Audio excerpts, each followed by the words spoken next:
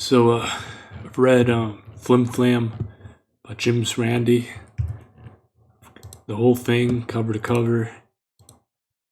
He, well, he changed my mind on a few things. Peter Hurkos, I used to consider him as someone I could point to say that he demonstrated psychometry, but after reading this, I don't think he's the best for that. Some of these people that he wrote about, like the one about the fairies, it's so obvious just from the pictures that they're, cardboard cutouts. And I know he was trying to make like a point with this, but a lot of these people are just obvious frauds, but apparently they still dupe some people. I think that's Randy's point. He talks about let's see, the methodologies of parapsychologists is really bad. And yes, Russell Targ and Harold Putoff, they were working for the CIA and just doing really poor research. Uri Geller, an obvious fraud, somehow was taken seriously by them.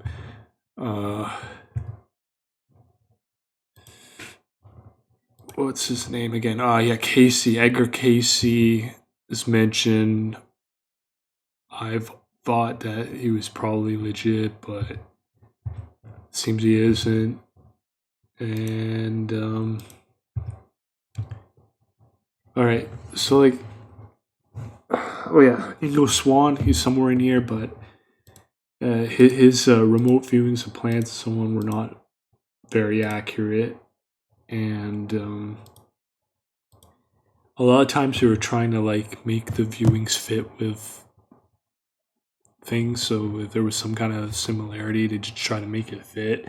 And we're personally, I think for remote viewing, if you just see things distorted or symbolically represented, to me that's not the ideal of what remote viewing should be. I suppose it could have some value, but it's not even worth paying attention to me, because what I expect from remote viewing is to actually have accurate viewings. Let's see. So how did James Randi change my mind on things? I think there's a lot less. I feel like there's almost no point in pointing to anything really as proof of the paranormal. There's just too many issues with parapsychology research, with their methodology, and too many frauds and charlatans that it's almost pointless to even point to institutions like the CIA and use it as proof of the paranormal.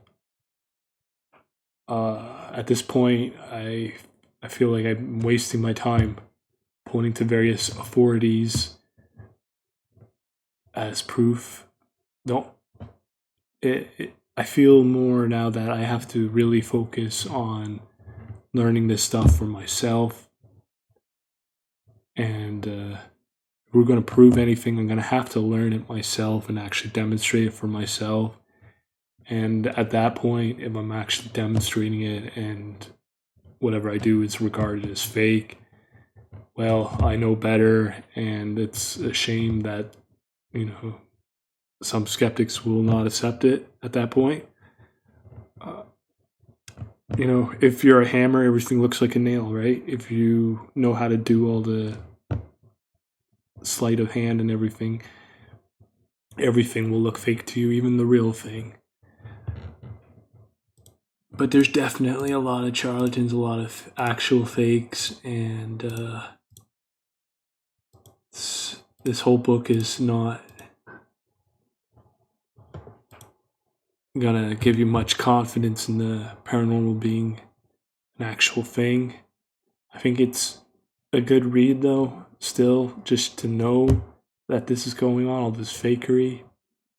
and to not waste your time with it, and to really narrow down your research and your theorizing as to how paranormal phenomena could actually be encountered or produced.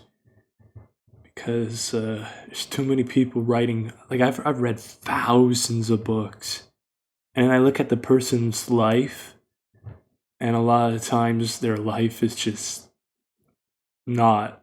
They're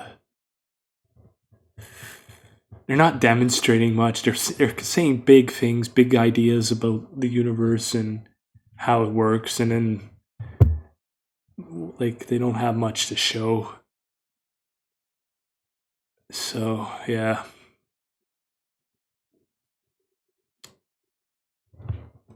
that's James Randi Flim Flam book. How it changed my mind on some things.